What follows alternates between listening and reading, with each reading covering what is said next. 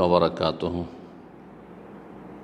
إن الحمد لله نحمده ونستعينه ونستغفره ونعوذ بالله من شرور أنفسنا ومن سيئات أعمالنا من يهده الله فلا مضل له ومن يضلل فلا هادي له وأشهد أن لا إله إلا الله وحده لا شريك له وأشهد أن محمدا عبده ورسوله صلى الله تعالى عليه وعلى آله وصحبه وسلم تسليما كثيرا أما بعد।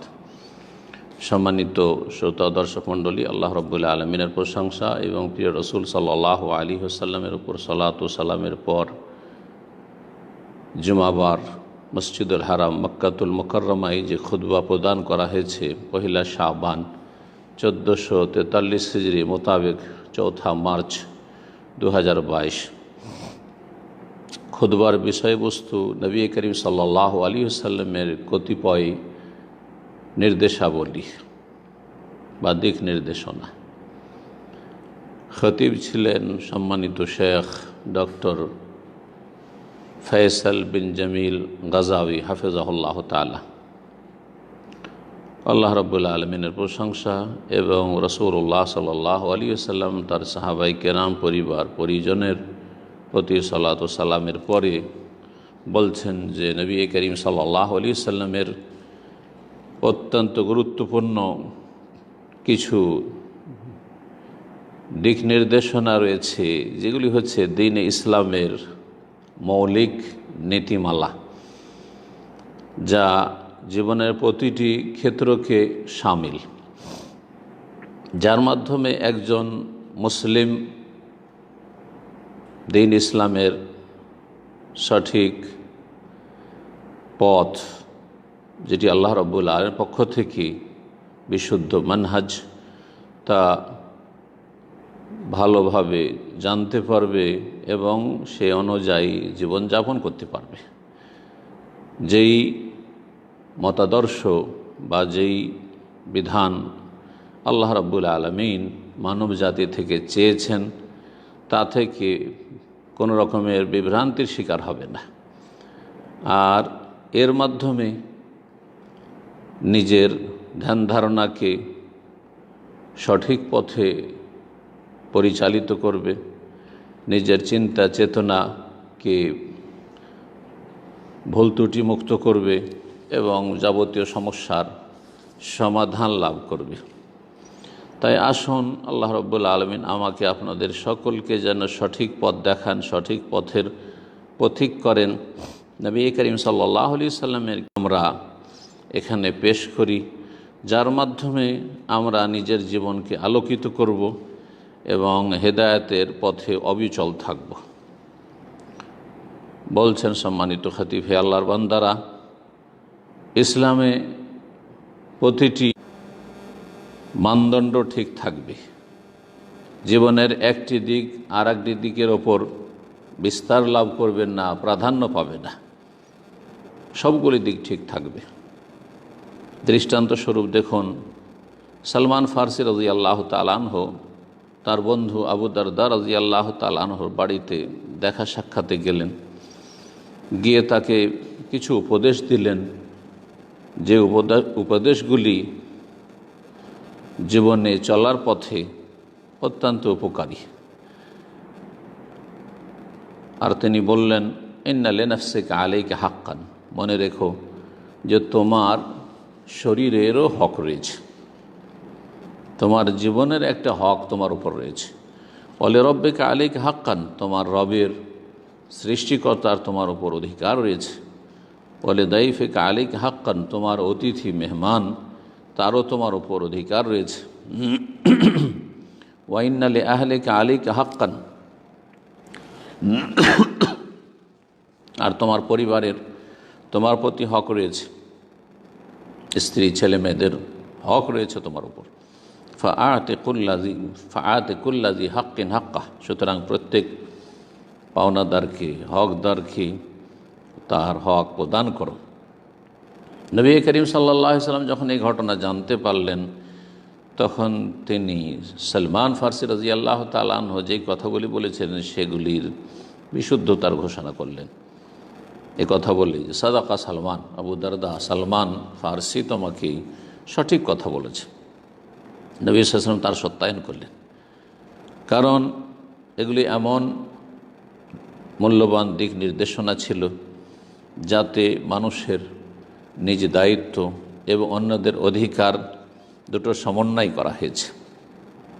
এসব ক্ষেত্রে অনেকে আছে যারা বিভিন্ন ত্রুটির শিকার। এই যে দিক নির্দেশনা অথবা এই যে মৌলিক বিষয় রয়েছে গুরুত্বপূর্ণ, নবী করিম সাল্লাল্লাহু আলাইহি ওয়াসাল্লামের তার প্রতি আমল না করার কারণে। হে মুসলিম ভাতৃমণ্ডলী, আর একটি বিষয় দেখুন, দ্বীন ইসলামে আত্মীয়তার সুসম্পর্ক বহাল রাখা, সিলাতুর রাহিম, এর জন্য উৎসাহিত করা হয়েছে এবং তাতে যে মহাপুরস্কার আল্লাহ রেখেছেন তা বিশদভাবে বর্ণনা করা হয়েছে। এবং নিকট আত্মীয় যারা আত্মীয় স্বজন তাদের সাথে সদাচরণের জন্য প্রতিটি ভালো পথ অবলম্বনের জন্য উদ্বুদ্ধ করা হয়েছে। এই মর্মে দেখুন একটি হাদিস, মাইমুনা রাদিয়াল্লাহু তাআলা আনহা নবী করিম সাল্লাল্লাহু আলাইহি সাল্লামের সহধর্মিণী যখন তার একটি দাসী ছিল সেই দাসীটিকে স্বাধীন করে দিলেন। তারপরে জানালেন নবী সাল্লাল্লাহু আলাইহি সাল্লামকে যে আমার একটি দাসী ছিল সেটিকে দাসমুক্ত করে দিয়েছি। তখন তাকে উপদেশ দিলেন এবং এর চাইতে যে বিষয়টি উত্তম ছিল সেই দিকে তাকে সেই কথাটি তাকে অবলম্বন করতে বললেন বা সেদিকে তার দৃষ্টি আকর্ষণ করলেন। সেটা তার জন্য এবং তার আত্মীয় স্বজনদের জন্য বেশি উপকারী ছিল এবং নেকির দিক থেকেও বেশি ছিল। রাসূলুল্লাহ সাল্লাল্লাহু আলাইহি ওয়াসাল্লাম কি বললেন তাকে? বললেন, আমা শুনে রাখো, ইন্নাকা লাউ আতাইতিহা আখওয়ালাকি কানা আযাম লি আজরিক। তুমি এইভাবে দাসীটিকে স্বাধীন না করে দিয়ে যদি তোমার মামারা ছিল তাদেরকে দিয়ে দিতে তাহলে তোমার আরও বেশি নেকি সওয়াব হতো। কি জন্য? যে দাস মুক্ত করার যে সওয়াব রয়েছে তার চাইতে বেশি সওয়াব রয়েছে নিকট আত্মীয়দের সাথে সুসম্পর্ক বহাল রাখা, তাদের যেসব প্রয়োজন রয়েছে, অভাব রয়েছে, সেই অভাবগুলি দূর করা। আর তারা গরিব মানুষ, অভাবী মানুষ, তাদের কাজকর্মের কোনো লোক নেই, সহযোগী কেউ নেই বাড়িতে, সুতরাং সেই দাসীটি যদি তুমি দিয়ে দিতে তো তোমার মামা বা খালা যারা আছে, তোমার নানা বাড়িতে যারা আছে তাদের উপকার হইত। এতে নবী করিম সাল্লাল্লাহু আলাইহি ওয়াসাল্লাম নিকট আত্মীয়দের সাথে সুসম্পর্ক বহাল রাখা এবং তাদের সাহায্য সহযোগিতার দিকে নির্দেশনা দিয়েছেন। তাদের সাথে যথাসাধ্য সদাচরণ করতে বলেছেন, তাদের উপকার করতে বলেছেন। সুতরাং মুসলিম তার নেক আমলের মাধ্যমে সচেষ্ট হবে এমন কাজের জন্য, এমন নেক আমলের জন্য যাতে বেশি উপকার রয়েছে আর বেশি নেকি রয়েছে। হে আল্লাহর বান্দারা, আর একটি বিষয় হচ্ছে যে দ্বীন ইসলাম সমস্ত জাহিলি যেসব মতবাদ রয়েছে, চিন্তা চেতনা রয়েছে, যেগুলি অনইসলামিক ধ্যান ধারণা রয়েছে, সেগুলিকে নির্মূল করার জন্য এমন কোনো খারাপ আচরণ বা জাহিলি আচরণ, বিজাতির আচরণ যেন মুসলিমদের মধ্যে না থাকে, যে যার কোনো ইসলামী স্থান নেই। তার একটি হচ্ছে জাতীয়তা, সেটা বংশগত জাতীয়তা হোক, ভাষাগত জাতীয়তা হোক, বর্ণগত জাতীয়তা হোক, অথবা আঞ্চলিকতা হোক, যা কিছুই হোক না কেন, এই জাতীয়তা ইসলামী। জাহিলি আচরণ, বিজাতিদের আচরণ যার কোনো স্থান নেই ইসলামে। নবী করিম সাল্লাল্লাহু আলাইহি ওয়াসাল্লাম এই ক্ষেত্রে দিক নির্দেশনা দিয়েছেন এবং শরীয়তের বিধান বর্ণনা করেছেন যে জাতীয়তা হচ্ছে ইসলামে হারাম এবং এর কঠোর নিন্দা করেছেন আল্লাহ রাব্বুল আলামিন এবং তার রাসূল সাল্লাল্লাহু আলাইহি ওয়াসাল্লাম। কোরআন কারীমে আল্লাহ রাব্বুল ইরশাদ করেছেন সূরাতুল ফাতহ, ইয জাআলাল্লাযীনা কাফারু ফি কুলুবিহিমুল হামিয়াতা হামিয়াতাল জাহিলিয়া। কাফেররা, স্মরণ করো যে কাফেররা তাদের অন্তরে জাহেলি, কাফেরদের যে বিজাতির যে খারাপ আচরণ রয়েছে, খারাপ স্বভাবগুলি রয়েছে, তার একটি হচ্ছে হামিয়াতুল জাহেলিয়া, পক্ষ নেওয়া। জাহেলি পক্ষ নেওয়া অর্থাৎ জাতীয়তাবাদ, এটি কাফেরদের অন্তরে বদ্ধপরিকর হয়ে রয়েছে। কিন্তু ইসলামে তার কোনো স্থান নেই, বরং ইসলামে মানুষের শ্রেষ্ঠত্বের মানদণ্ড হচ্ছে তাকওয়া, আল্লাহ ভীরুতা। মহান আল্লাহ ইরশাদ করছেন সূরা হুজরাতে, ইয়া আইয়ুহান নাস, হে মানব সকল, ইন্না খালাকনাকুম মিন যাকারিন ওয়া উনসা, নিশ্চয় আমি তোমাদেরকে এক পুরুষ এবং এক নারী আদম এবং হাওয়া আলাইহিমাস সালাম থেকে সৃষ্টি করেছি। ওয়া জাআলনাহু শুউবান ওয়া কাবায়েলা, এবং তোমাদেরকে বহু জাতি এবং বংশে বিভক্ত করেছি। লিতাআরাফু, যাতে করে তোমরা একে অপরের সাথে পরিচিতি লাভ করতে পারো। একজন অপরজনকে, নিজের আত্মীয় স্বজনকে অথবা অন্যদেরকে যারা অন্য বর্ণের, রঙের অথবা অন্য ভাষাভাষী, তাদেরকে চিনতে পারো যে তারা কোন দেশের, কোন ভাষাভাষী, শুধু পরিচিতির জন্য। কে আফ্রিকান, আর কে ইউরোপিয়ান, আর কে এশিয়ান, কে আরব, আর কে অনারব। লিতাআরাফু, শুধু পরিচিতির জন্য। এটি সম্মানের জন্য নয়, শ্রেষ্ঠত্ব লাভের জন্য নয়। এর ভিত্তিতে মানুষের শ্রেষ্ঠত্ব নির্ণয় করা হয় না, বরং ইন্না আকরামাকুম ইনদাল্লাহি আতকাকুম, আল্লাহ বলছেন তোমাদের মধ্যে সবচেয়ে বেশি সম্মানিত যে যত বেশি আল্লাহকে ভয় করে, যে যত বেশি পাপমুক্ত জীবনযাপন করে। এই মর্মে একটি ঘটনা ঘটে। সাহাবাই কেরামগণ একটি যুদ্ধে ছিলেন, যে যুদ্ধটি মরাইশের যুদ্ধ ছিল। একজন মুহাজির আর একজন আনসারীকে কোন একটি কথায় একটু ঝগড়া হয়, তর্ক হয়, আর তাকে একটা লাথি মেরে দেয়। আনসারি দেখলো যে আমি তো মার খেয়ে নিলাম, তখন গোটা আনসার সম্প্রদায়কে ডাক দিল। আনসারি যে সব লোকেরা ছিল সেখানে, তাদেরকে ডাক দিল, ইয়া লাল আনসার, হে আনসাররা, রক্ষা করো আমাকে, আমাকে মেরে দিবে। মুহাজির দেখলো যে এ তো কাম খারাপ, হ্যাঁ, এ তো আমাকে মেরে দিবে এরা সবাই এসে। তখন সে ডাক দিল মুহাজিরদেরকে, ইয়া লাল মুহাজিরিন, হে মুহাজিরিন, আমাকে রক্ষা করো না, তা আমার জান বাঁচবে না। নবী করিম সাল্লাল্লাহু আলাইহি সাল্লাম এই ঘটনা সম্পর্কে তখনই শুনতে পেলেন, আর ছুটি আসলেন। আসার পরে তাদের নিন্দা করলেন এবং তাদেরকে বকাঝকা করলেন, সতর্ক সাবধান করলেন, আর বললেন, মা বালো দাওয়া আহলিল জাহেলিয়া, কী ব্যাপার, তোমরা মুসলিম হওয়ার পরেও জাহেলি যুগের লোকদের মতো ডাক ডাকছ, জাহিলি স্লোগান দিচ্ছ, বিজাতিদের স্লোগান তোমরা দিচ্ছ।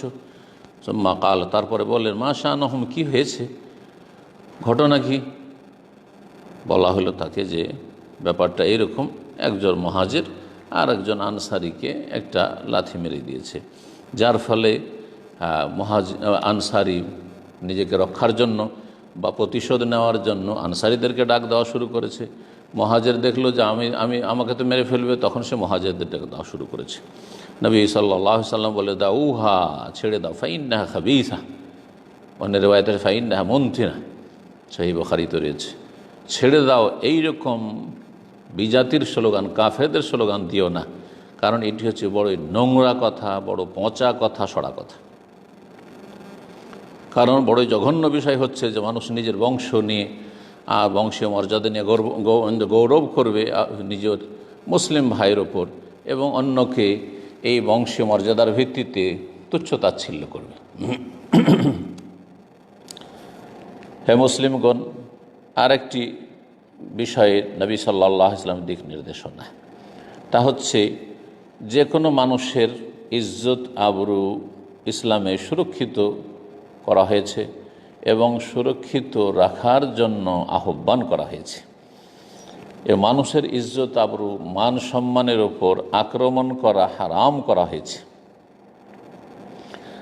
আর এই জন্য একটি পরিবারকেই সুরক্ষিত রাখার উদ্দেশ্যে আর যে কোনো রকমের ফিতনা থেকে যাতে করে একটি পরিবার এবং পরিবারের যেসব সদস্য রয়েছে, নর নারী রয়েছে, তারা সেসব থেকে রক্ষা পেতে পারে, সেজন্য এমন কোনো কিছু যাতে পরিবারে অপ্রীতিকর কিছু ঘটনা ঘটে আর নোংরামি, সেখানে পারিবারিকভাবে কোনো রকমের নোংরামি আচরণে তারা লিপ্ত হয়ে যেতে পারে, এই সমস্ত চোরা যে রাস্তাগুলি রয়েছে সে সমস্ত রাস্তা বন্ধ করার জন্য কঠোরভাবে সতর্ক করা হয়েছে।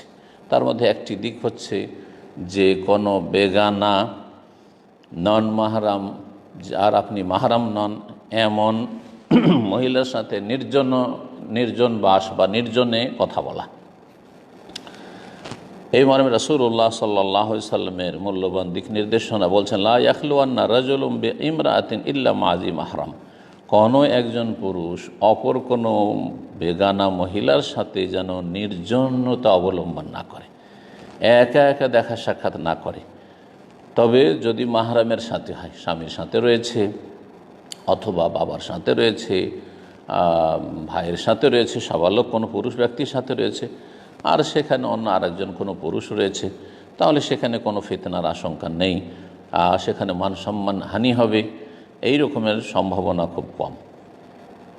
কিন্তু কিছু মানুষরা আছে যারা দিন ইসলাম পালনে অত্যন্ত শিথিল, যার ফলে অনেক আত্মীয় আছে যারা মাহরাম নয়, তাদেরকে নিজের ঘরের ভিতরে নিয়ে চলে আসে, এমনকি মহিলাদের সামনে তাদেরকে নিয়ে এসে হাজির করে দেয়, আর সেখানে বাড়ির ভিতরে কোনো রকম পর্দা থাকে না।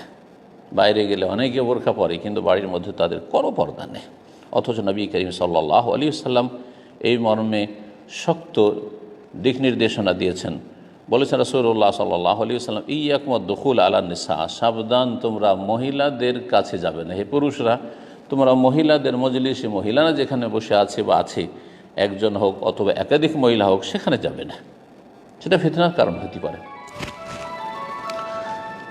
সেই সময় জনৈক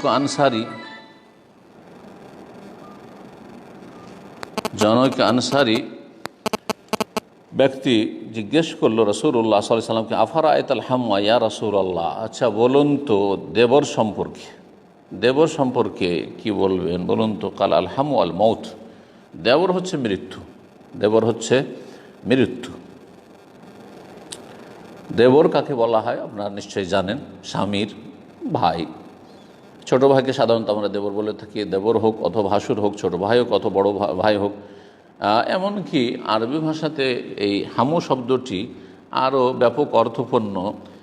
স্বামীর, একজন মহিলার স্বামীর যারা নিকট আত্মীয়, সেটা স্বামীর ভাইয়েরা হোক অথবা স্বামীর চাচা হোক, স্বামীর মামা হোক। আমাদের দেশে স্বামীর মামা নিজের মামার মতো, স্বামীর চাচার মতো, এগুলির সামনে মহিলারা কোনো পর্দাই করে না। আল্লাহ হেফাজত করেন এবং আল্লাহ দিন বুঝার আমল করার তৌফিক যেন দান করেন।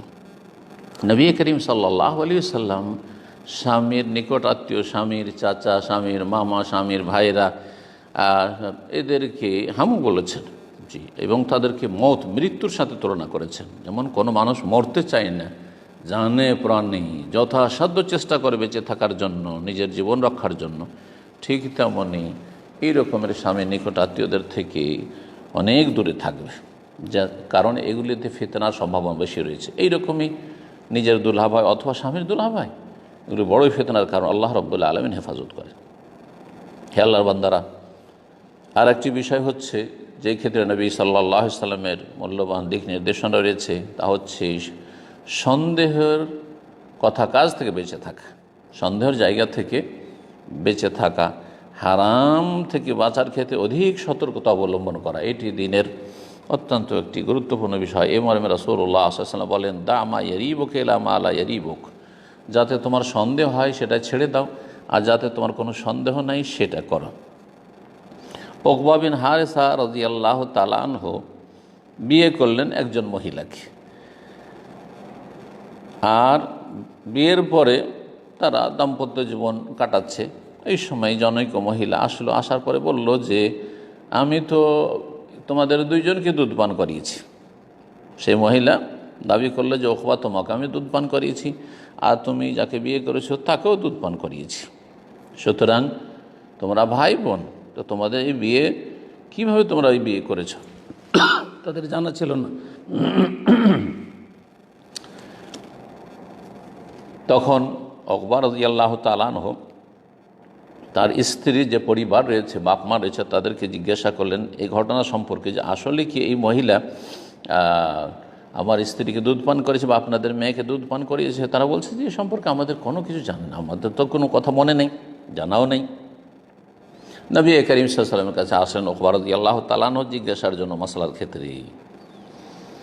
নবী সাল্লাল্লাহু আলাইহি ওয়াসাল্লাম চূড়ান্ত জবাব দিলেন, কোনো রকমের শিথিলতা অবলম্বন করলেন না।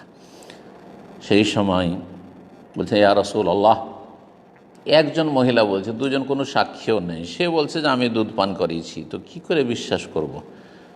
রাসূলুল্লাহ সাল্লাল্লাহু আলাইহি ওয়াসাল্লাম কোনো ছাড় দিলেন না, বললেন কাইফা ওয়াকাদ কি, তুমি কি করবে? অথচ বলা হচ্ছে, সন্দেহ তো অবশ্যই হয়ে গেল যে তুমি যাকে বিয়ে করেছো সেটা তোমার জন্য মাহরাম হতে পারে, তোমার দুধ বোন হতে পারে, কি করে তাকে নিয়ে সংসার করতে থাকবে? যখন এই কথা রাসূলুল্লাহ সাল্লাল্লাহু আলাইহি ওয়াসাল্লাম বললেন, তখন উকবা রাদিয়াল্লাহু আনহু চিন্তা করলেন না যে আমাদের এই স্বামী স্ত্রীর ভালোবাসা, কেমন করে তাকে ছেড়ে আমি থাকব, বরং সাথে সাথে তার থেকে আলাদা হয়ে গেলেন এবং ওই মহিলার অন্য কোথাও বিয়ে হয়ে গেল। এই ঘটনা থেকে যে শিক্ষণীয় যে বিষয়টি, রাসূলুল্লাহ বলছেন কাইফা ওয়াকাদ খিল, তুমি কি করে তাকে নিয়ে সংসার করতে থাকবে, অথচ বলা হচ্ছে যে সে তোমার দুধ বোন। সেই মহিলা বলছে যে সে তোমাকেও দুধ পান করিয়েছে আর তাকেও দুধ পান করিয়েছে। সুতরাং তুমি সন্দেহর কাজ থেকে বেঁচে থাকো, যাতে করে এমনটা না হয় যে তোমার বিয়ে আসলে হয়নি। কারণ এইরকম যে মাহরাম দুধ বোন, দুধ ভাই বিয়ে হবেই না, বিয়ে পড়ালেও বিয়ে হবে না। নবী করিম সাল্লাল্লাহু আলাইহি ওয়াসাল্লামের অত্যন্ত মূল্যবান এই দিক নির্দেশনা। সুতরাং প্রতিটি মুসলিমকে জীবনের প্রত্যেক ক্ষেত্রে যেখানে হারামের সংমিশ্রণের সম্ভাবনা রয়েছে সেখানে সতর্কতা অবলম্বন করতে হবে এবং সেখান থেকে অনেক দূরে অবস্থান করতে হবে। আর যে সম্পর্কে জানা নেই যে এটা হালাল, বরং সন্দেহ সেখানে কাজ করছে, সেটা থেকে যথাসাধ্য বেঁচে থাকতে হবে এবং দিনের ক্ষেত্রে সতর্কতা অবলম্বন করতে হবে। নবী করিম সাল্লাল্লাহু আলাইহি ওয়াসাল্লামের জীবনের আরও বিভিন্ন দিক নির্দেশনা বা তাঁর আদর্শ থেকে আমরা এ বিষয়গুলি জানতে পারি। সামান্য কিছু ক্ষেত্রেও, বড় কোনো বিষয় নয়, সামান্য বিষয়, সেই ক্ষেত্রে নবী করিম সাল্লাল্লাহু আলাইহি ওয়াসাল্লাম এমনটা করেছেন। নবী করিম সাল্লাল্লাহু আলাইহি ওয়াসাল্লাম একবার একটি খেজুর পড়ে আছে, মাটিতে পড়ে আছে অবস্থায় দেখলেন, একটি খেজুর মাত্র, কিন্তু তার সন্দেহ হইল যে হতে পারে এটি জাকাত সাদকার খেজুর। আর রাসূলুল্লাহ সাল্লাল্লাহু আলাইহি ওয়াসাল্লাম এবং তার আলে বাইত বংশধরের জন্য সাদকা জাকাত হালাল নয়। এই যে সন্দেহ রয়েছে, তখন বললেন লাউলা আন্নি আখাফ আন তাকুনা সাদাকা লাকালতুহা, যদি আমার এই ভয় না হইতো, আশঙ্কা না হইতো যেটি সাদকা জাকাতের খেজুর হইতে পারে, লাকালতুহা, তাহলে সেটা আমি খেয়ে ফেলতাম, কিন্তু আমি এই সন্দেহ নিয়ে এই খেজুর খাবো না।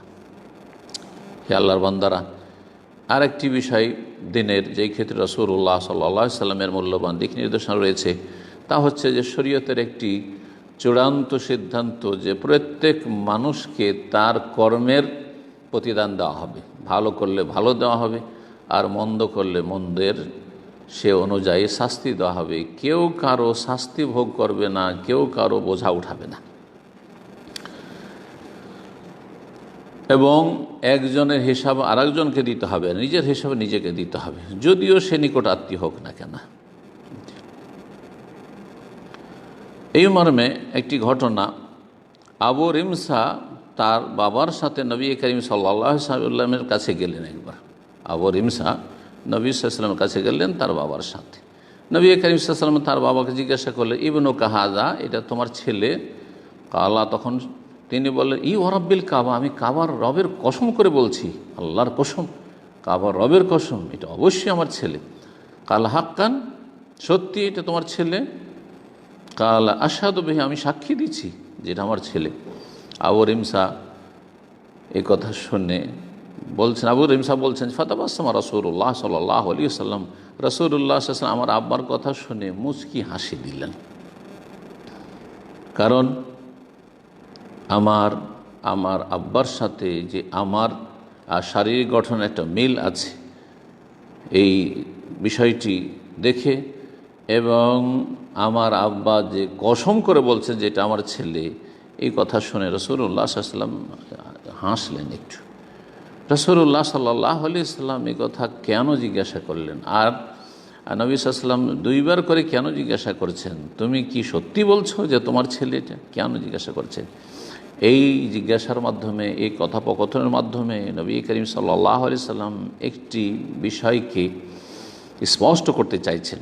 এটি দ্বীন ইসলামের মৌলিক বিষয়কে স্পষ্ট করতে চাইছেন। আর সেটা তারপরে তিনি বললেন নবী সাল্লাল্লাহু আলাইহি ওয়াসাল্লাম তার পিতাকে, আমা শুনে রাখো, ইন্নাহু লা ইয়াজনি আলাইকা ওয়া লা তাজনি আলাইহি, শুনে রাখো তুমি নিশ্চিত জানছো এবং বিশ্বাস করছো যে এটা তোমার ছেলে এবং তুমি তার বাবা, তারপরও মনে রেখো যে সে যদি অপরাধ করে সেই অপরাধের বোঝা তুমি উঠাবে না, আর তোমার অপরাধের বোঝা সে উঠাবে না।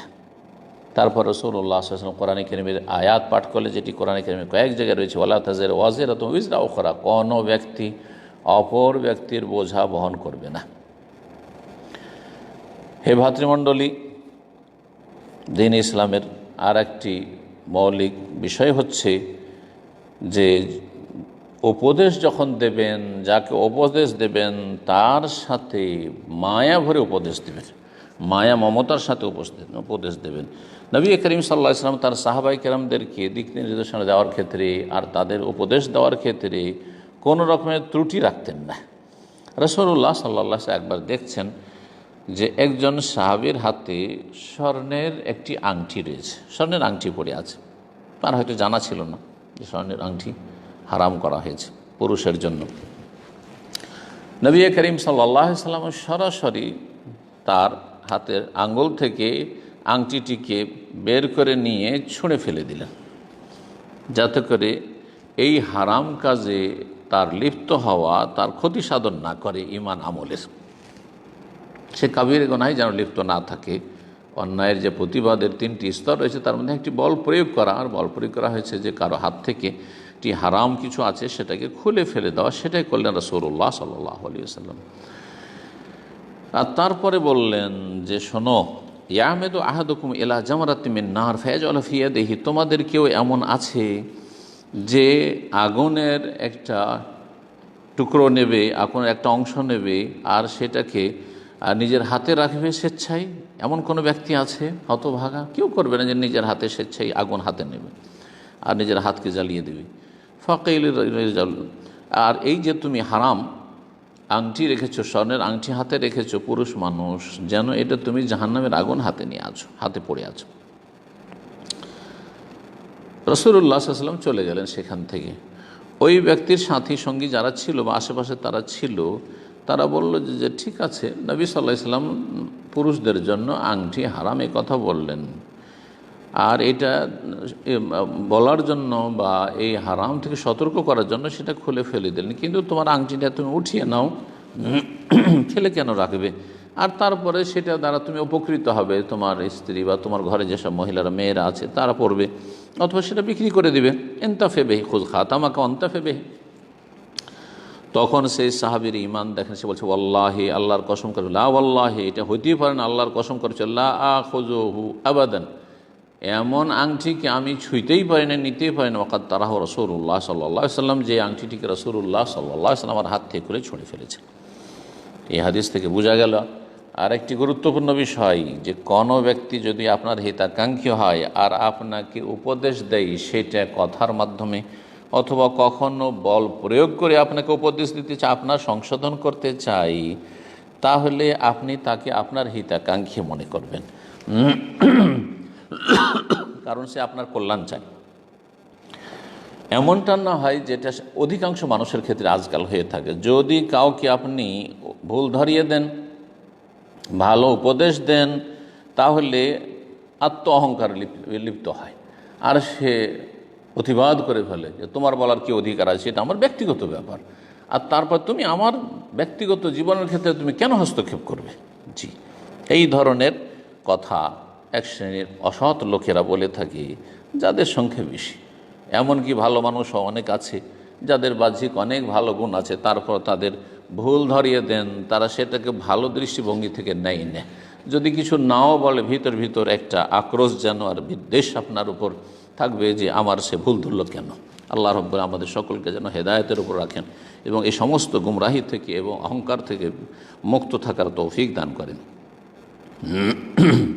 হে আল্লাহর বান্দারা, নবী করিম সাল্লাল্লাহু আলাইহি ওয়াসাল্লাম তার উম্মতের জন্য অত্যন্ত কল্যাণকামী ছিলেন এবং উম্মতের জন্য অত্যন্ত বেশি পছন্দ করতেন যে তাদের পরিণাম যেন খারাপ না হয়, তাদের পরিণাম যেন খারাপ না হয়।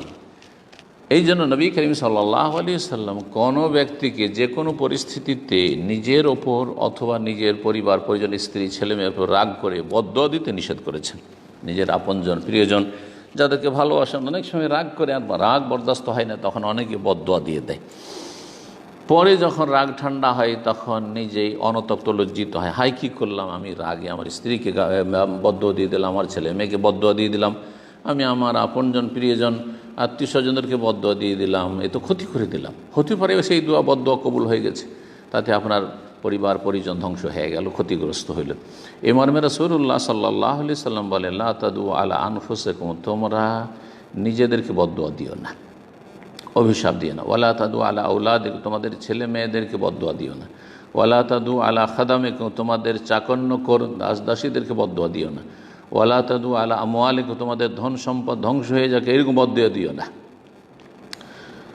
কারণ লা তুআফিকু মিনাল্লাহি সা, হতে পারে যে এমন সময় তুমি দোয়া করলে, ইয়াসআলু ফিহা আতাআন, কোনো কিছু চাইলে, ফায়াস্তাজিবা লাকুম, তোমাদের সেই দোয়া কবুল হয়ে গেল। সেটা ভালো হোক অথবা বন্ধ হোক, বিশেষ বিশেষ কিছু মুহূর্ত রয়েছে, কিছু মুহূর্ত রয়েছে যেই মুহূর্তগুলিতে দোয়া কবুল হয়ে যায়। হতে পারে যে আপনি যে সময় বদদোয়া করছেন অথবা অভিশাপ দিচ্ছেন, সেই সময়টিকে বা সেই সময়টি আপনি পেয়ে গেছেন বা সেই সময়ের অনুকূলে হয়েছে, যার ফলে আপনার সে বদদোয়া কবুল হয়ে গেছে, তাতে আপনি ক্ষতিগ্রস্ত, আপনার প্রিয়জনরা ক্ষতিগ্রস্ত। হে ভাতৃমণ্ডলী, দ্বীন ইসলামে নেকির বহু রাস্তা রয়েছে, কল্যাণের অনেক রাস্তা রয়েছে। মানুষ হয়তো অনেক সময় আর্থিক সচ্ছলতা নেই যে দান খেরাত করবে আর বিভিন্ন ক্ষেত্রে কল্যাণমূলক কাজ করবে, কিন্তু তাছাড়াও ধন সম্পদ ছাড়াও অনেক নেকি হাসিল করতে পারে, এবং এমন নেকি হাসিল করতে পারে যেই নেকি হাসিলের জন্য এমন বেশি কষ্টও লাগে না, নেকি অর্জনের জন্য বেশি কষ্টও লাগে না।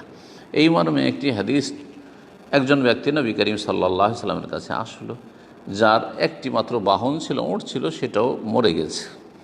এখন সে কোথাও যাবে তো পায়ে হাঁটা ছাড়া কোনো উপায় নেই, কোথাও যেতেও পারছে না, মরুভূমিতে পায়ে হেঁটে কত দূর যাবে, বেশি তো আর চলতে পারছে না। নবী করিম সাল্লাল্লাহু আলাইহি সাল্লামের কাছে ওই ব্যক্তি, সে মুসলিম, আসলো। আসার পরে দরখাস্ত করলো যে ইয়া রাসূলুল্লাহ, আমাকে একটি যদি বাহন দিতেন, কারণ আমার বাহন টাহন নেই, আমি খুব গরিব মানুষ। সেই সময়টা এমন ছিল যে নবী সাল্লাল্লাহু আলাইহি ওয়াসাল্লামের কাছে অতিরিক্ত কোনো বাহনও ছিল না যে দেবেন। বললেন যে মা হিন্দি, আমার কাছে এখন কিছুই নেই, কি দেব তোমাকে। তখন সেখানে আরেকজন সাহাবী বসেছিলেন রাদিয়াল্লাহু তাআলা আনহু আজমাইন, বলে ইয়া রাসূলুল্লাহ, আল্লাহ রাসূল, আনা আদুল্লুহু আলা মান ইয়াহমিলুহু, আমি একজনকে চিনি যার কাছে অতিরিক্ত বাহন আছে, দুটো তিনটে আছে বা আরও বেশি আছে, সে দিতে পারবে।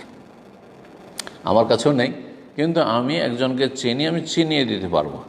এই একটি কাজ করলেন শুধু, যে আমি একজনকে চিনি যে একে সহযোগিতা করতে পারে, একটা বাহন দিতে পারবে, একটা ওট দিতে পারবে।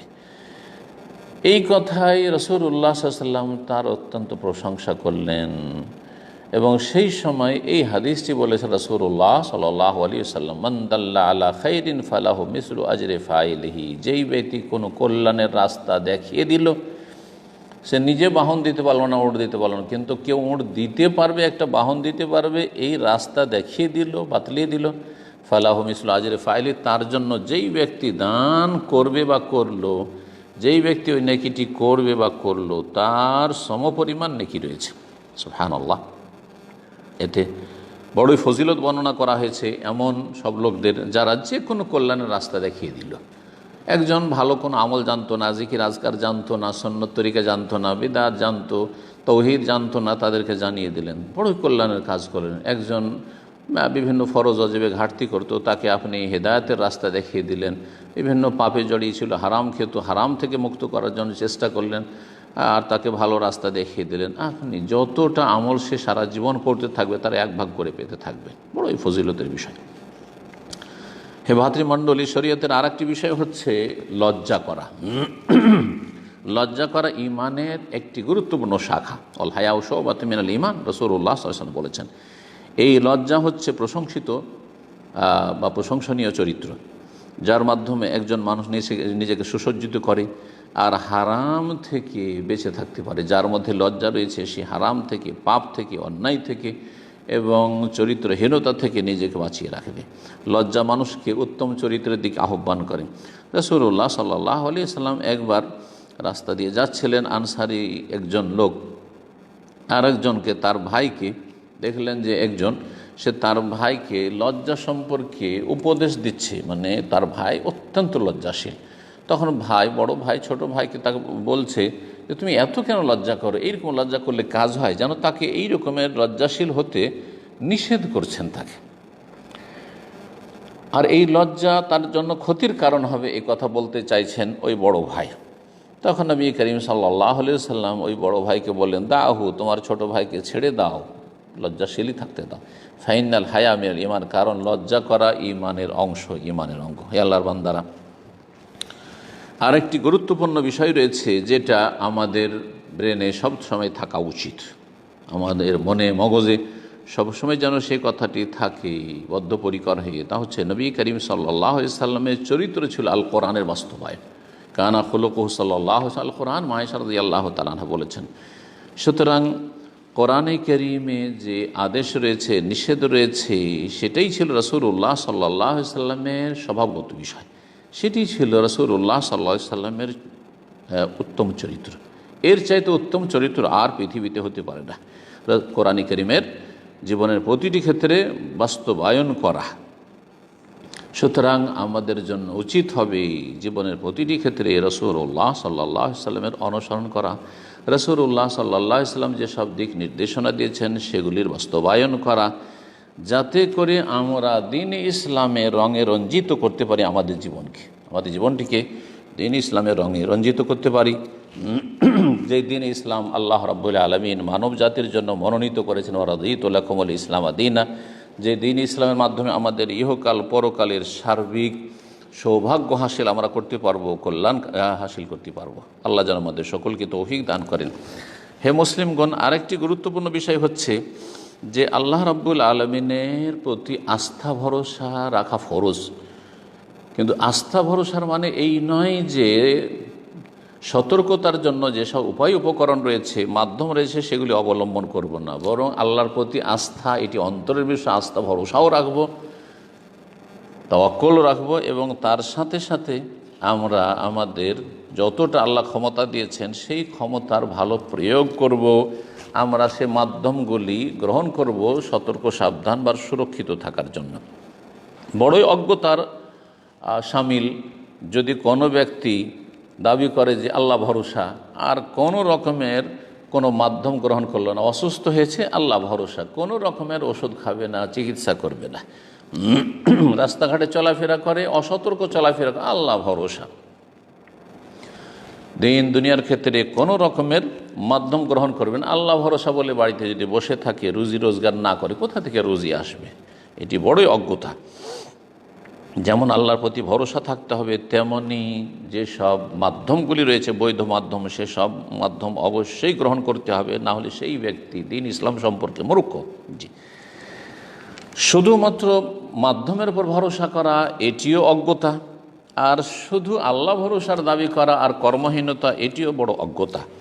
আর সঠিক পন্থা হচ্ছে যে দুটোকে একত্রিত করবে, আল্লাহর প্রতি আস্থা ভরসাও অগাধ থাকবে এবং তার সাথে বৈধ যতগুলি উপায় উপকরণ হতে পারে, মাধ্যম হতে পারে নিজেকে সুরক্ষিত রাখার জন্য, হেফাজত করার জন্য, তা অবশ্যই করবে। এই জন্য জনৈক ব্যক্তি নবী করিম সাল্লাল্লাহু আলাইহি সাল্লামের কাছে এসে বলল যে, ইয়া রাসূলুল্লাহ, আমি কোথাও মাঠে ঘাটে মরুভূমিতে আছি, এখন আমি সেখানে ঘুমাবো, বিশ্রাম করব, তাহলে উরসেলো নাকাতি ওয়া তাওয়াক্কাল, আমার উটনিটি যে রয়েছে বা বাহন রয়েছে সেটিকে ছেড়ে দিয়ে আল্লাহর উপর ভরসা করব, নাকি আমি সেটাকে বেঁধে রাখব?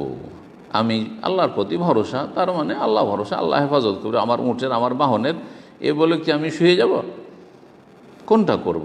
তো নবী করিম সাল্লাল্লাহু আলাইহি ওয়াসাল্লাম তাকে বলেছিলেন, এ কিল হাওয়া তাওয়াক্কাল, সংক্ষেপে তাকে কথা বলে, এ কিল হাওয়া তাওয়াক্কাল, তোমার উটনিটিকে বেঁধে রাখো, তারপরে আল্লাহর উপর ভরসা করো, তোমার কাজ তুমি করো, আর আল্লাহ রাব্বুল আলামিনের প্রতি ভরসা রাখাও তোমার কাজ, আল্লাহর প্রতি ভরসা রাখবে, আল্লাহ রাব্বুল আলামিন তোমার জন্য যথেষ্ট। মাইয়া তাওয়াক্কাল আলাল্লাহি ফাহুয়া হাসবুহ, আল্লাহর প্রতি যারা ভরসা রাখে তার জন্য আল্লাহ রাব্বুল আলামিন যথেষ্ট।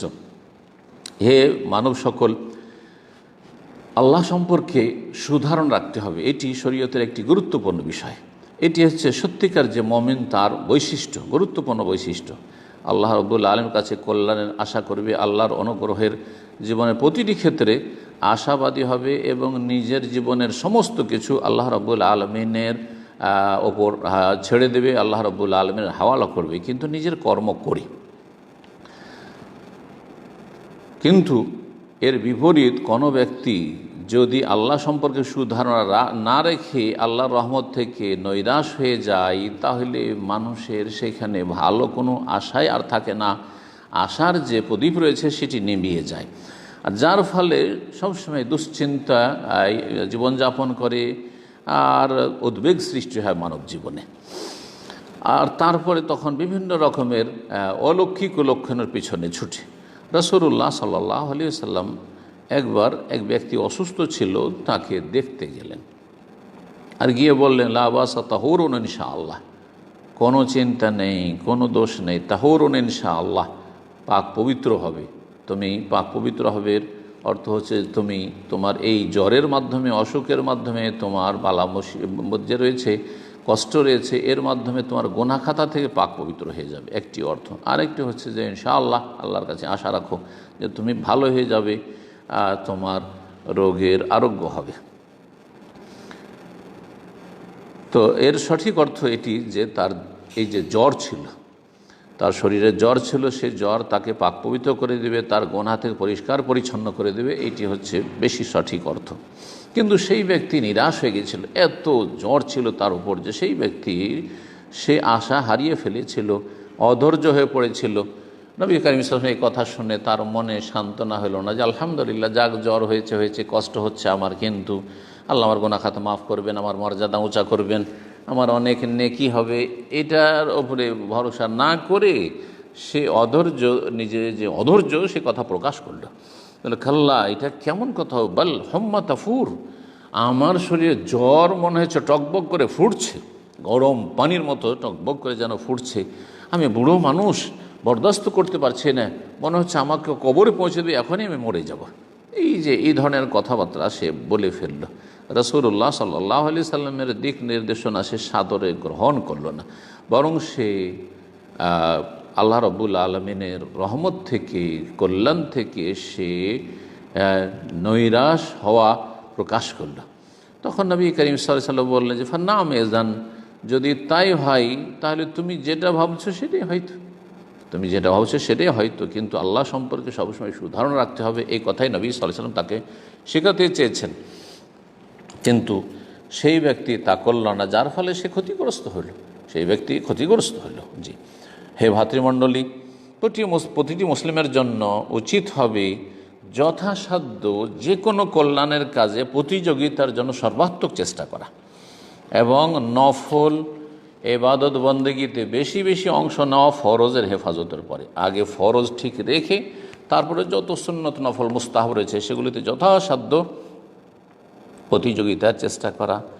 এবং এই ক্ষেত্রে এমনটা করবে না যে নেকি হাসিলের ক্ষেত্রে অথবা ভালো কাজের ক্ষেত্রে বিভিন্ন ওজোর পেশ করবে, বরং যথাসাধ্য চেষ্টা করবে, আল্লাহ রাব্বুল আলামিনের কাছে সাহায্য কামনা করবে এবং নিজের যেসব বাধা বিপত্তি রয়েছে সেগুলি থেকে মুক্ত হয়ে এগিয়ে যাওয়ার সর্বাত্মক চেষ্টা করবে। এটা হচ্ছে একজন মুসলিমের করণীয়। নবী করিম সাল্লাল্লাহু আলাইহি ওয়াসাল্লাম একবার আলী রাদিয়াল্লাহু তাআলা আনহুর ঘরে গেলেন, তখন ফাতেমা রাদিয়াল্লাহু তাআলা আনহার বিয়ে হয়ে গিয়েছিল। আর গিয়ে বললেন যে আলা তুসাল্লিয়ান, তোমরা কি নামাজ পড়বে না তাহাজ্জুদের নামাজের জন্য, অথবা ফজরের জন্য, ফজরের সময় গিয়েছেন, জাগাতে গেছেন, আর যার পরে বলছেন কি তোমরা দেরি কেন করছো, তোমরা কি ফজর পড়বে না বা তাহাজ্জুদ পড়বে না? আলী রাদিয়াল্লাহু তাআলা আনহু উত্তরে বললেন, ইয়া রাসূলুল্লাহ, আল্লাহর রাসূল, আনফুসানা বিয়াদিল্লাহ, আমাদের প্রাণ, আমাদের জীবন তো আল্লাহর হাতে, সব কিছু আল্লাহর হাতে, তো ঘুম আমাদের আল্লাহর হাতে। ফাইদা শাহ আইয়া বাসানা বাসানা, আল্লাহ যখন চেয়েছেন তখনই আমরা জাগতে পেরেছি, আমরা তো ইচ্ছা করে ঘুমাই না, কিন্তু আল্লাহ রাব্বুল আমাদেরকে যে ঘুম দিয়েছেন, ঘুম ভেঙেছে তখন উঠেছি, এই কথা বললেন, কিন্তু নবী করিম সাল্লাল্লাহু আলাইহি ওয়াসাল্লাম এই উত্তরটি পছন্দ করলেন না।